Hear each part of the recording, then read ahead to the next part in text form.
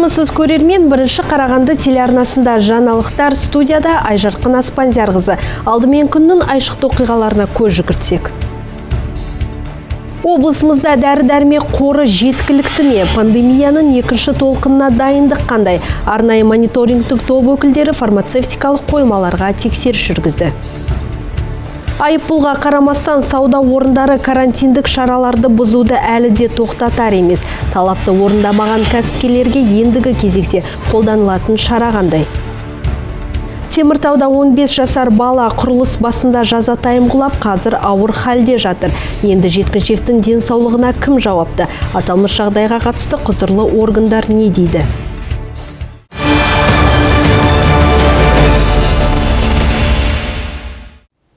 Қарағандыда сұранысқа ие дәрі-дәрмектің қоры тексерілді. Сыбайлас жемқорлыққа қарсы іс-қимыл агенттігінің өкілдері СКА фармация серіктестігінің жергілікті қоймасына арнайы барып, пандемияның екінші толқынына дайындығын біліп қайтты. Жергілікті фармацевтикалық компаниясының негізгі міндеті қажетті препараттарды алып, оны облысымыздағы түрлі медициналық ұйымдарға жеткізу болып табылады. Ағымдағы жылы СК фармация 92 тапсырыс берушімен 9,8 миллиард теңгеге 1162 келісімшарт жасалды. Соның ішінде бүгінгі таңда 8,42 миллиард теңге кесте бойынша игерілген. Қазір мұнда бір айға жететін дәрілік қор бар. Мамандардың айтуынша препарат айына кемінде 2 рет жеткізіліп отырады. На амбулаторном здесь хранится и амбулаторка, и стационар, также здесь идет приемная зона. Бұл қоймадағы дәрі-дәрмектер амбулаториялық науқастарды емдеуге арналған, басқа қоймаларда стационарларға арналған препараттар сақталған. Соңғы жеткізу 23 қазанда болды. Барлығы кесте бойынша медициналық ұйымдарға таратылды. Бізде бір айға жететін қор сақталған. Нұр-Сұлтан қаласында арнайы хаб орналасқан. Сол жерден айына кемінде 2 рет жеткізіліп отырады. Бүгінде мұнда 44 аталымның 37-сі бар. Қалған 7-еуі бойынша сатып алу жүргізілуде. Бұған көз жеткізу үшін мониторингтік топ өкілдері бақылау жүргізді. Олар барлық препарат түрлерін тізімге қарап санап тексеріп шықты. Суық тию, тұмау және COVID-19-ды емдеу кезінде қолданылатын дәрілерді көрді. Қазірде айтуынша Қарағанды қаласына тиісті дәрі-дәрмектер жеткізілуде. 27-сі күні тағы да дәрі-дәрмек жеткізілетін болады. Жалпы СК фармация ақпаратына сүйенсек, бізде 60 мың адамды емдеуге жететін ковидке қарсы дәрі-дәрмектер 2 айлық мөлшерде бар. СК фармация Қарағанды облысының 92 емдеу мекемесіне барлық дәрі-дәрмектерді жеткізіп жатыр. Осы жұмысты біз жалғастырамыз және біздің бақылауымызда бұл жұмыс. Айта кетейік, мұндай тексеру жұмыстары еліміз бойынша жүргізіліп жатыр. Мәселен, рейд кезінде Ақтөбеде коронавирус емдейтін негізгі дәрілердің бірі қоймада жоқ болып шықты. Қауіпті вирусқа қарсы жасақталған қор мен емдеу мекемелерінің әзірлігі енді жиі бақыланатын болады. Айдар Амангелді, Айжарқын Аспандиярқызы, Дастан Шанин, бірінші Қарағанды телеарнасы. Қарағандылық сауда орындарының иелеріне ескерту жасалса да санитарлық талаптарды елемеуде. Айыппұлға қарамастан кәсіпкерлер карантиндік шараларды бұзуды әлі де тоқтатар емес. Талапты орындамаған бизнес өкілдеріне ендігі кезекте қолданылатын шара қандай? Толығырақ тілші бейнематериалында. Регистрация в 102 с перечислением нарушений, и дальше материалы собираются, передаются в управление контроля качества и безопасности товаров и услуг. Карантиндік ереже барлығына бірдей. Арнайы мобильді топ Шығыс сауда үйінің санитарлық жағдайын тексеріп қайтты. Белсенді топ мүшелерінің бірінші кезекте назар аударғандары залалсыздандырылған төсеніш пен тұтынушылардың қызуын өлшейтін құрал. Үлкен сауда орталықта тек қана бір ғана тепловизордың бары анықталды. На этих объектах были выявлены нарушения санитарных норм. Рейдтік тексеріс барысында біз бұл жерде бас санитар дәрігердің қаулысына сәйкес талаптардың орындамағанына көз жеткіздік. Төсеніш пен қызу өлшейтін құралдан бөлек жұмыскерлерге арналған журнал жоқ. Талаптар орындалмағандықтан арнайы маман иелерімен шара қолданылатын болады. Айыппұлға келетін болсақ, жеке тұлға 30, ал кәсіпкер 230 айлық есептік көрсеткіш көлемінде айыппұл төлейді. Енді тиісті талап орындалмағандықтан айыппұл салынды. Сондай-ақ рейд барысында Сырдария шағын тамақтану орнының заң бұзушылығы анықталды. Нысанда карантиндік талаптан бөлек арақашықтықта сақталмаған, тіпті дәмхана иесі де маска режимін елемеген. А где у вас хранится уборочный инвентарь? Есть место для хранения уборочного инвентаря? Соңғы мәліметтерге сәйкес мобильді топ шілде айынан бастап 2863 нысанды жіті тексерген. Нәтижесінде 245-інде заң бұзушылық анықталған. Ескертуді елемеген шағын және орта бизнес өкілдері бюджет қорын 39 миллионнан астам теңгемен толықтырған. Айбота Ерболат, Даниил Таразов, Дастан Шанин, Бірінші Қарағанды телеарнасы. Балқаш қаласында карантин талаптары күшейтілді. COVID-19 індетін жұқтыру қаупінің жоғарылауына байланысты 24 қазаннан бастап шектеу шаралары қабылданды. Енді жеке көлікпен жүруге тыйым салынады. Сондай-ақ адам көп жиналатын орындар жабылды. Балқаш қаласының аумағында коронавирус инфекциясының тіркелу санының ұлғаюына байланысты өткен сенбі күні сағат 00-ден бастап карантин күшейтілді. 65 жастан асқан адамдарға көшеге шығуға, кәмелетке толмаған балалардың қараусыз жүруіне тыйым салынды. Қатаң шектеулерге байланысты қаладағы еріктілер, зейнеткерлер мен мүмкіндік шектеулі адамдарға азық-түлік, дәрі-дәрмек жеткізуге, зейнетақы алуға көмектесетін болады. Халық көп жиналатын саябақ, гүлзарлар, жағалаулар, балалар ойнайтын алаңдар жабылды. 3 адамнан артық жиналуға болмайды. Сонымен қатар қала бойынша қоғамдық көліктің қозғалысы шектеліп, тамақтану орындары мен азық-түлік сауда орындарында жұмыс уақыты сағат 22:00-ге дейін қысқартылды. Ал шаштара, сұлулық салондары мен монша сауналар алдын ала жазылу бойынша қызмет көрсетеді. Сондай-ақ тәулік бойы қалада полиция бөлімі мен әскери полиция күштерімен патрульдеу ұйымдастырылады.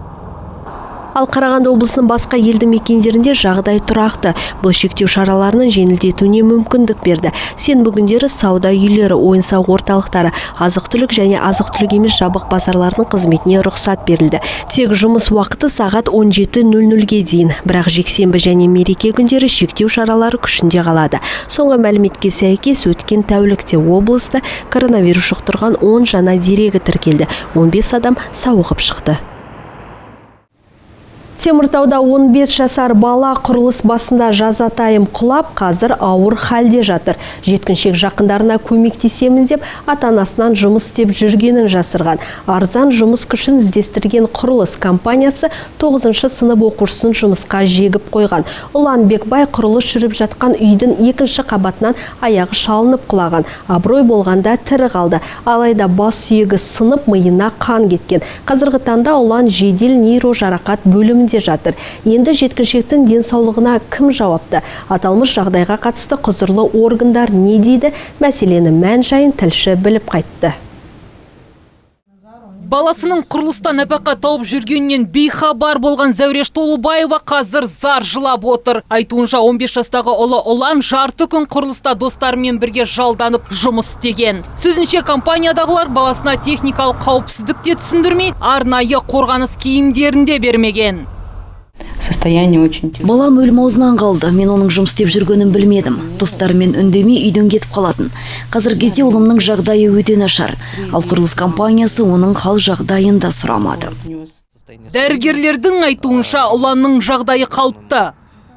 Ребенок на данный момент... Пациентке 15 қазанда бас сүйегіне ота жасалып, бас сүйегі қатты зақымданған. Қазіргі кезде нейрожарақат бөлімінде жатыр.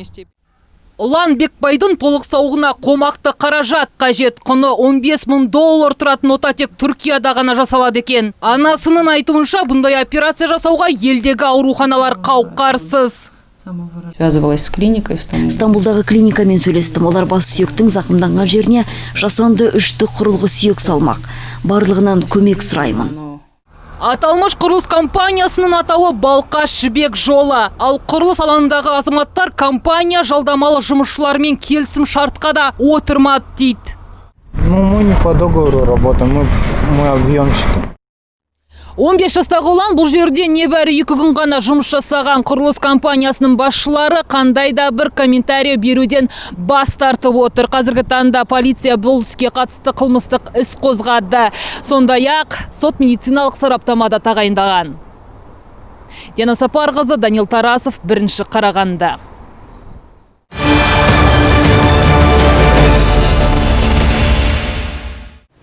Жаңалықтарымызды жалғастырамыз. Қарағанды Теміртау бағытындағы автобанда жол көлік оқиғасы болды. Абырой болғанда адам шығыны жоқ. Әлеуметтік желіде тараған мына видеодан жоғары жылдамдықта келе жатқан көлік тайғанап, жолдың жиегіндегі темір қоршауға соғылғанын және содан кейін көлік кабинасынан жүргізушінің құлап түсіп, орнынан тұрған сәтін көруге болады. Тәртіп сақшыларының берген ақпаратына сүйенсе, көлік апаты 25 қазан күні шамамен сағат 13:15-те Беркут дәмханасы маңында болған. Теміртау қаласы бағытында келе жатқан ВАЗ-21-114 көлігінің жүргізушісі жолдағы метеорологиялық жағдайға байланысты туындаған қауіпті ескермей көлік жылдамдығын арттырған. 25 жасар ВАЗ автокөлігінің жүргізушісі жол қауіпсіздігін қамтамасыз етпейтін жылдамдықта көліктің басқаруына ие бола алмай жол қоршауына соқтығысқан. Мал ұрлығы әшкереленді. Қарағандылық тәртіп сақшылары Ақбастау ауылының маңынан 56 жастағы облыс тұрғынын қолға түсірді. Азаматтың басқаруындағы Mitsubishi автокөлігін тексеру барысында жылқы еті мен пышақ, атыс қару және оқ дәрі тәркіленген. Қазір аталған факт бойынша қылмыстық іс қозғалып тергеу жүргізілуде. Скотокраса совершенной в группе лиц проводятся оперативно-следственные мероприятия. Аталған іс бойынша қазір тергеу жүргізіліп жатыр. Айта кетейік, Қарағанды облысындағы жолдарға 26 полиция бекеті орнатылған. Бір аптаның ішінде тәртіп сақшылары 2000-нан аса автокөлік тексеріп, 3 мал ұрлаған топты қолға түсірді. Қарағандыда синтетикалық есірткі жасайтын зертхана ашқан 3 жасөспірім қолға түсті. Ойлағандарын жүзеге асыру үшін олар арнайы пәтер жалдаған. Тінту барысында арнайы құрылғылар мен химиялық реагенттер тәркіленді. Сотқа дейінгі іс қозғалып, тиісті сараптамалар тағайындалды. Ішкі істер министрлігінің ресми өкілінің айтуынша, бұған дейін Қарағандыда есірткі өндірісін жолға қойған шетел азамат ұсталған. Полиция одан 750 грамм синтетика тәркілеген. Айта кетейік, бір аптада Қазақстанда жалпы саны 3424 қылмыс тіркелді. Полицейлердің жедел әрекет етуі нәтижесінде 2198 қылмыс ізі суымай ашылды. Оның ішінде 19 адам өлтіру, 38 тонау және 513 ұрлық фактілері әшкере болды. Қазақстандық Шавкат Рахмонов UFC-дегі алғашқы кездесуін жеңіспен аяқтады. Біріккен Араб Әмірлігінде өткен ережесіз жекпе-жекте жерлесіміз бразилиялық Алекс Оливейрадан басым болып, қомақты сыйақыға ие болды. Еске сала кетейік, дәл осы UFC 254 турнирінде дағыстандық белгілі спортшы Хабиб Нурмагомедов өнер көрсетті. Чемпион өзінің 29-шы кездесуін жеңіспен аяқтап, спорттық мансабын тәмәмдады. Атап өтейік, оғлан жарыста америкалық Джастин Геджиді тізе бүктірген еді. Апта басы дүйсенбіге келіп түскен ақпараттар легі осындай болды. Егер қандайда бір қызықты ақпаратпен бөліскіңіз келсе, редакциямыздың 42-06-49 телефоны бойынша хабарласуыңызға болады. Әдеттегідей жаңалықтарымыздың толық нұсқасын арнамыздың сайтынан да тамашалай аласыздар. Ал мен өздеріңізбен қоштасамын. Амандықта жүздескенше.